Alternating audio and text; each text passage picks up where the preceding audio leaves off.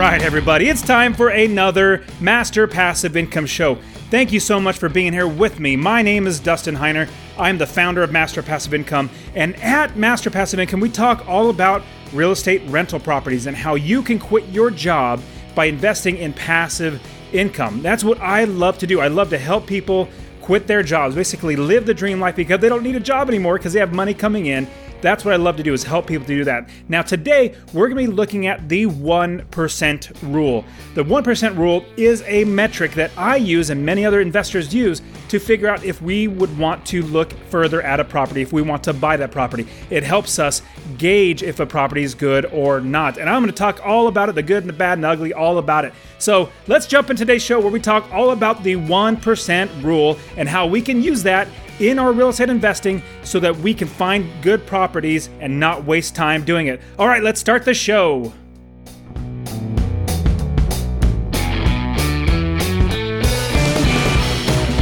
Welcome to the Master Passive Income Podcast, where we talk about all aspects of real estate rental properties with a special focus on making enough money so you can quit your job and live the dream life.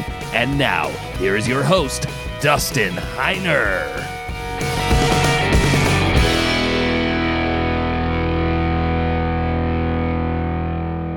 Sweet. Now let's get started. Now everybody, or just about everybody, has heard of the phrase, the rich keep getting richer, or the rich get richer. Well, I started to think, why is that? I started to question that rather than being upset about it. I started to think, well, why do the rich keep getting richer?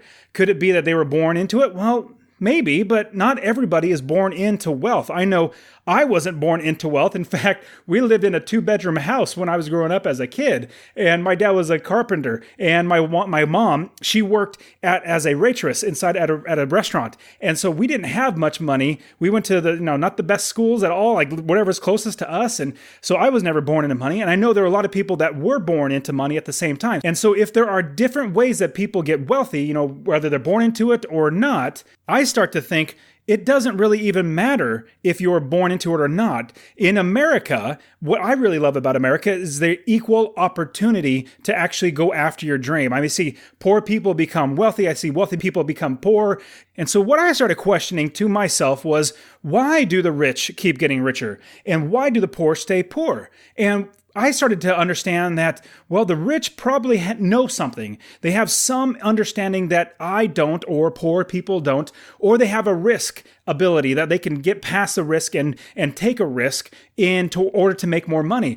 And so I really started putting that through my head. Why do the rich keep getting richer? And then I started buying rental properties. I bought my first rental property, and I think I was 26 or 27 years old. And I said, you know what? In 10 years, I'm going to quit my job. And I kept working hard. And eventually, I was able to quit my job. Now, I could say I'm wealthy. I could say that I'm not wealthy compared to some or compared to others. I'm not or I am. It just depends. But what I wanted was to never work a job, never be beholden to somebody else dangling a paycheck in front of my face saying, you keep working while I'll give you money for the hour that you spend. And I didn't want that. And so what I wanted to do was I wanted to figure out how the rich keep getting richer. Well, really what it comes down to is people who are wealthy, who know how to use their money to make more money, and the people who are poor work an hour, and then make an hourly wage. Well, the way to get wealthy is not to work an hour and get paid for that hour. I'll be completely honest with you.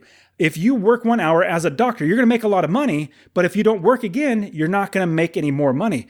If you buy one rental property, that rental property is going to be making you money over and over and over and over again. Imagine if you had one rental property where you made $250 a month from that one rental property. Well, that would be $3,000 in 1 year. That would be extra in your pocket because it's passive income and you didn't work for it. And imagine if you had 10 of those properties. Oh man, you'd have $30,000 extra dollars in your pocket every single year because you had those rental properties. Wouldn't that be absolutely fantastic? Now, I want you to get started investing in real estate. I have a free workshop that I want you to join. Go to www.freeinvestorworkshop.com. Freeinvestorworkshop.com. I'll also put in the description for you as well, so that you can actually see what it's like and what it takes to invest in real estate rental properties. And I'll give you the secret was I didn't have much money. I didn't have any experience. I didn't have any time. I had a family and I had a job, full-time job, and I still made it work. And now I quit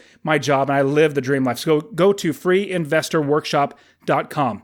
And the reason why I'm doing this free workshop is because I want to blow the lid off so every single one of us poor people can actually see what it takes to actually become wealthy. Now, this is not just wealth for yourself. If you're a doctor, you work 1 hour, make a lot of money, and you put all that money in your pocket. Well, you cannot transfer that job or that business down to your kids because your kids don't have that doctor, understanding, and they don't have the degrees and they don't have all that sort of stuff. But my rental properties, I can literally pass them down to my kids and everything that I get. And the reason why this really came up recently in my brain was because I'm going to be starting a business. Because I have enough money, I'm going to start a gym. I'm going to start a gym, and hopefully, Lord willing, it's actually going to be making money instead of losing money. I know most gyms lose money, but I'm going to be starting a gym.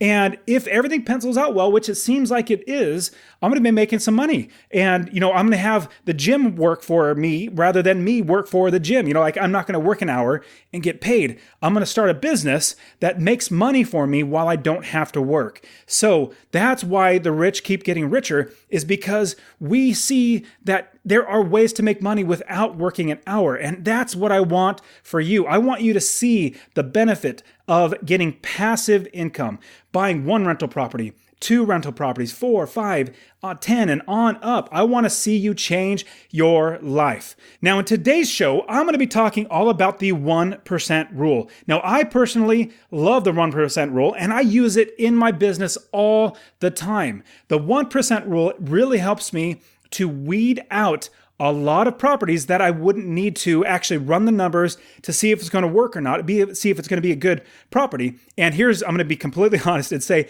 it takes me literally 10 seconds or less to see if one property is actually going to be worth my time to run the numbers to see if it's going to be worth investing in. Now, if you go to my show notes page, masterpassiveincome.com/69, this is the 69th episode. If you go there, I'm going to do a special video recording where I'm going to show you how I personally use that 1% rule. I'm going to pull up Zillow and I'm going to look at some properties. I'm going to find properties and I'm going to use that 1% rule and show you exactly how it's done. So go to masterpassiveincome.com/69. That'll take you to the podcast show notes. At the same time, you're going to see a video of me actually showing you how to do it. Because all I do is I pull up one area of the country, I zoom in any more, or even more on Zillow.com, find a property, and I can quickly tell if it's a property that it's worth investing more of my time to see if it's worth buying. And that's the beauty of the 1% rule. And it usually takes me 5 or 10 seconds to really do it. Okay, so what is the 1% rule? Now, there's a lot of different ways to explain it, but here's how I explain it and how I explain it to all my students and how it really works for me. The 1% rule is any property that can rent for 1% of the purchase price per month. That is one property that you should look further into, like run the numbers better, get all the income, all the expenses, and actually see if it's a good property to rent. Now, I will give a big caveat and say the 1% rule is not something you should say, hey, it fits the 1% rule, I'm going to buy it. No, don't do that. Absolutely do not do that. You want to say the 1% rule is what's going to help me to see if this is worth more time to invest in actually running the numbers, looking at the pictures, looking at everything, like spending more time and more due diligence to see if the property is good or not. So this 1% rule is going to be saving you hours and hours if you implement it well, but you do not use it as your only rule to find out if you're going to buy a property. So I'm absolutely going to say this. Do not use the 1% rule to buy a property. Like, hey, it meets the 1% rule. Let me buy it. Do not do that. There is so much more to learn. This is just the tip of the iceberg. But this is really going to help you to know if a property is worth more time to invest. Okay, so again, what is the 1% rule? It basically is if the property can rent for 1% per month of the entire purchase price, then it's worth looking further into. So here's how it works out. Let me give you an example. So the example would be you're going to buy a $100,000 house. Now, we're not going to buy a $300,000 house or a $400,000 house, $500,000 house. We're not going to look at those because those are probably not going to make us money in the long run. We're going to look around maybe $75,000 to $150,000 in that range. And there are plenty of states that have properties. I know you might be thinking, like, if you're in New York or San Francisco, like, man, there's no way I could buy a property. I'm like, yes, you're absolutely right. It's stupid expensive in those areas. That's why I love showing people how to find other states, and like in the Midwest, down to Florida, all the way back up to like Ohio, Indiana, and all those places.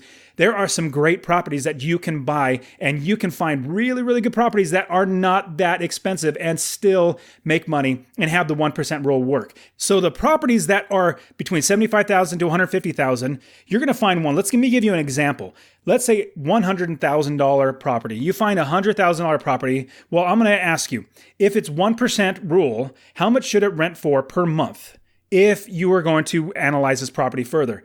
Now, just, as you're driving, or if you're just listening to this while you're taking a run or whatever you're doing, if it was renting for $700, is that the 1%? Is that above or below? Now, the rule is it has to be above 1% of the purchase price per month. Well, $700, if it's a $100,000 property, that's not even above 1%. That's like 0.7%. So it's not even 1% yet. Now, if it's $1,000 rented, which is 1% of $100,000, then it meets the 1% rule. If it's $950, then it doesn't. If it's $1,050, then it does. So 1%. And so what I'm giving you is just rough round numbers. And so here's another example. Let's say you're going to buy a $125,000 house and you want to see and utilize the 1% rule. Well, you want to make sure it's able to be rented for $1,250 a month. Now that's 1%. If it does rent for that, or even somewhere even close, then it might be worth spending some time running the numbers to see if you can actually make money from that property. Now, a big question you're going to ask is, why should I use the 1% rule? And now I did explain just really quickly why you should, because it saves time. But here's another reason. It's because there are so many properties out there that your time is precious. See, I started investing and I didn't have any time. I had a business, I had my job, and I had my wife and kids. And so I didn't have any time. So I needed a fast way to weed out properties. And so if you're looking at 50 properties at one time, wouldn't it be better if you didn't have to analyze every single property? You were able to say, you know what, there are 50 properties. I quickly look through each one, and within 10 seconds of each one, I can know which one to actually run further numbers on and see if it's a good property. So why you use the 1% rule? It's because it's going to save you time. Your time is the most precious thing you can ever spend. That's why I wanted to quit my job so I can be with the people I love, my wife and my kids. And so that's why I did it. That's why I quit my job. That's why I invest in real estate, is because I have more time. I'm pretty sure you're in the same boat with me as well, where you want more time. Now, obviously having more money, not having to worry about bills. I got to be honest with you. Not worrying about bills is such an amazing thing. I have my rental properties make me money. That's how I make money, is through my rental properties. And I get money every single month from my property managers and my bills. Like, obviously, you guys know that I'm frugal, so I don't just spend lavishly on anything, but I am frugal. But I do things like, I'm going to go on a 4-week vacation in from Florida, drive all up to New York, see all the historic stuff in about a month. I'm going to be doing that. So I'll be doing a podcast show every state. I try to do a podcast in new areas. So I'm probably going to do a podcast in every new state that I'm at. But what I wanted to share with you is that your time is the most important thing, most precious thing in your life. And the 1% rule is going to help you weed out all properties that you would not need to waste your time on. Now, here's another thing about the 1% rule. The 1% rule, some people also use it. Now, I personally don't. And the reason why I don't use it this way, before I get to how other people use it, because it does work, but I just don't like it that much. I just use it for the way. I invest for passive income. I don't invest for how fast I could pay off the property. I don't invest for appreciation. I don't invest for any of that stuff. I invest for passive income. I invest for money going in my pocket every single month. Now, another way that people use the 1% rule is to see how long it's going to take for the property, all the rents that come in, how long it would take to pay off that entire purchase price of that property. Now, the reason why, basically this is how it works out. If somebody buys it for $100,000 and if it rents for $1,000, well, you multiply it by how many months, that's how many months it would actually take to pay off the entire balance of the property. Don't get me wrong. I'm not saying it's actually bad. I just don't care. I don't care about this type of thing. I don't even know why I'm bringing it up. I just did because a lot of people talk about it. And what we do is we invest for cash flow every single month. And the 1% rule saying we want to see how long it's going to take us to pay off the property. Well, you and I as investors, we don't care about that. And here's the biggest thing. Track with me here. If I buy a $100,000 home and I use an FHA loan, which is a 3.5% down payment to buy the property, that's $3,500 to buy one property. I live in there for a year because at FHA, you have to live in there a year. And then I move out and I get a renter in there. This is something I suggest to lots of people who are getting started who don't have much money. I didn't have much money, and this is a great way. I bought my first house with an FHA. So you buy it for $100,000, you put $3,500 down. So out of my pocket is only $3,500. What's balance? $96,500 plus all of the interest on top of that. Now, what is beautiful, and you're going to know this because you've been listening to the podcast, your tenant, not you, your tenant is the one paying off the $96,500 as well as all the interest and taxes and expenses and the property management fees that are going to make sure that you don't even have to work. All those things are paid off by your tenant. So I don't care how fast I'm going to pay off the property. I only care that I'm making an extra $250 a month going in my pocket. Now, I have 30 plus properties. $250 is the bare minimum. You want to shoot for $300, $400, $500. I have some properties that are cash flowing me $450 a month. Imagine having 5 properties or 10 properties at $450 a month. Man, wouldn't it just be mind blowing to get at least just one property, let alone 10, 15, 20 of those? So the 1% rule, in my opinion, is all about saving you time. So 1% of the purchase price of the property per month is the rent. If it beats that, then proceed. Now, when you look at who should actually use this 1% rule, now, you know me, we don't talk about wholesaling. We don't talk about flipping, tax liens, tax deeds, anything like that. Like, we don't talk about that. We talk about rental properties, buying rental properties and keeping them long term. So everybody else, they're like wholesalers, flippers, tax liens, all those other types of quote unquote investing in real estate, but basically using it for real estate. It's really not going to work that well for you because the 1% rule is banking on us getting cash flow and holding it long term. So who uses the 1% rule? This particular 1% rule that I'm talking about, it's investors like us, buy and hold investors who hold for long term, for gains of wealth that are going to be passed down to our children and our grandchildren. Like, I'm never going to sell some properties, even the commercial property that I'm moving my new business into. Remember the gym I was just talking about? Eventually, I have it in the contract, in the lease, that if and when the landlord does want to sell, I have first right of refusal to actually buy the property, and it's a prime location. So I keep buying assets that make me money, that are going to make my children money. Now, don't get me wrong, I'm not giving them anything. Like, they are going to be working hard, and they're going to learn what it's going to take to actually be a business owner. They're not going to start at the top. They're starting at the ground floor. They're going to work their way up. In fact, I'm going to have them build their own business. I'm going to show them how to build their own business. So now, who is the 1% rule for? It's for buy and hold investors like us. Now, let's look at how to actually use the 1% rule. Again, go to the show notes page where I'm actually going to show you and walk you through on a video how to use Zillow with the 1% rule to see if a property is going to make enough cash flow every single month. I think the video is like maybe 10 minutes long, but I'm going to show you in depth how to actually use my calculator on my site that's going to show you how much passive income you're going to make, as well as how to use Zillow and the 1% rule. So how to use it, basically, it's super easy. If you're going to buy a property for $300,000, it better rent for $3,000 or more before you're going to waste any time analyzing the numbers, seeing if it's actually going to be a good property. So does that make sense? Hopefully it does. If it's a $500,000 house, it better rent for $5,000 a month if you're going to buy it as a rental property. Now, I personally never would, just because if you have a loan on a $500,000 house, if you have the tenant move out and it's vacant for 2 months, or even just 1 month, a $500,000 loan, that's like $2,500. Now track with me here. If your mortgage payment is $2,500 a month and it's vacant for 1 month, just the mortgage payment alone, if you're making $250 or more a month, well, that's 10 months of all your profits eaten up, and you only have 2 extra months. That's basically $500 that are going to be profit for you, which I can't live on $500 per property per year. I need a lot more money than that. Does that make sense? I mean, hopefully it makes sense that a mortgage that's really, really high, if it's vacant for 1 month, all your profits are taken up. If you have a property that you have $75,000 loan on it, well, 1 month payment is going to be like, I don't know, $300. Well, you can actually stomach a $300 mortgage payment. So I just wanted to quickly go through that. My brain started going down this path of, man, I don't like having big mortgages that are going to take up all my profits. So next thing, what goes into the 1% rule? Now, basically what it comes down to, we're going to add up all of our expenses. And if we make sure that we have enough passive income coming in as $250 or more, after all the expenses are deducted from the rents, then that's a good property that we should potentially look at to buy. Now, there's plenty of other due diligence, things that we need to do, inspections and all that sort of stuff. So this is not, again, if it fits where you're making $250, that's not the absolute, rule, buy the property. No, there's so many other things you got to do. In fact, you got to build the business first.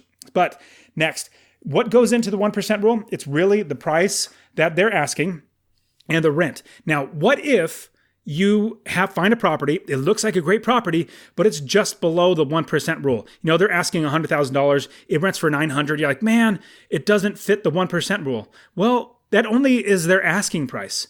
It's the purchase price. So if you can talk them down, like if they're at $100,000, you start at $80,000. You start at 80, they come down to 95. You come up to 82. They come down to like 92. You come up to 95 or 85.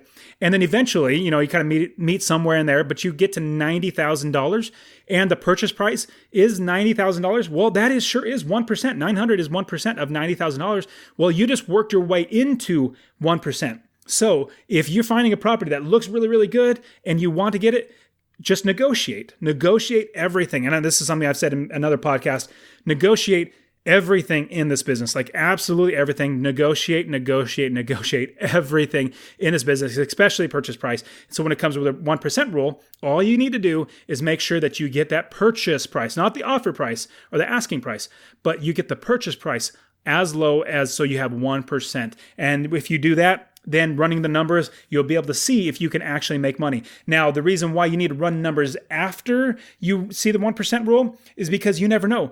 As you're looking at a property, there might be some extra expenses. Like let's say there's an HOA, a homeowners association. Well, you didn't know at first glance, you didn't know that, but then you ran, after you did the 1% rule, you see it's a property you want to look further in, you see the HOA, and you're like, oh shoot, I really need to actually add this HOA expense into my monthly budget because now I might not even be making $250 a month. Now, what's also interesting is there's also a 50% rule. Not many people have actually heard of the 50% rule, but it's a general rule of thumb. And again, all these are just rules. They're not hard, fast laws or anything you got to go by.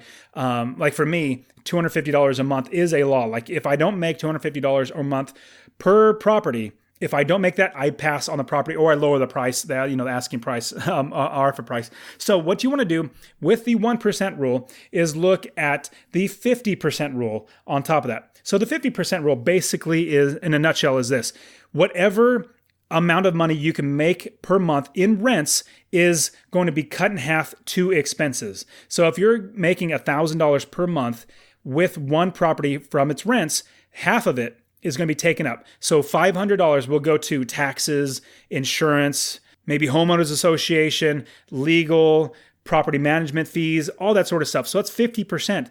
And then after that, and that's not, and the biggest thing, the 50% rule is not including your mortgage. So if your mortgage tacked on top of that would fit into where you're making $250 a month, well, that 50% rule is just showing you how much expenses that you're going to have without a mortgage. Now, if you're paying cash, then absolutely the 50% rule is going to be great because if you're paying cash, and now, again, this is just a rule of thumb, so don't use this as a hard, steadfast rule where you're going to tell yourself, man, 50%, that's all I'm going to have in expenses. Well, no, you got to run your numbers. You got to actually do your due diligence, talk to the property manager, talk to the realtor, talk to people to see what all your expenses are. And so let's say you buy a property for cash and each month the property makes $1,000 in rent. Well, you can expect $500 a month.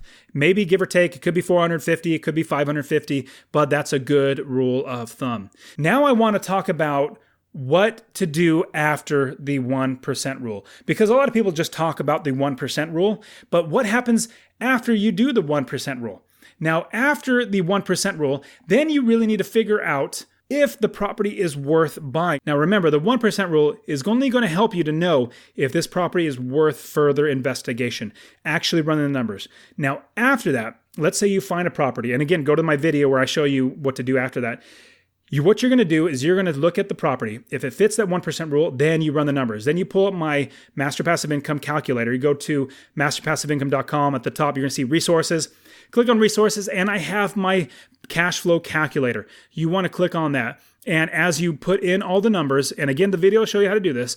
As you put in all the numbers, you're going to see how much cash flow it makes after every single month. So what you're going to need to do is you're going to need to run the numbers. You will need to figure out how much your property management fees are. You need to figure out how much your taxes are going to be, what your insurance is going to be. And so these are the sort of things that you should make sure you account for in the property. Like 5% would probably go to maintenance and repairs of every single month, and you want to make sure you save that in a bank account.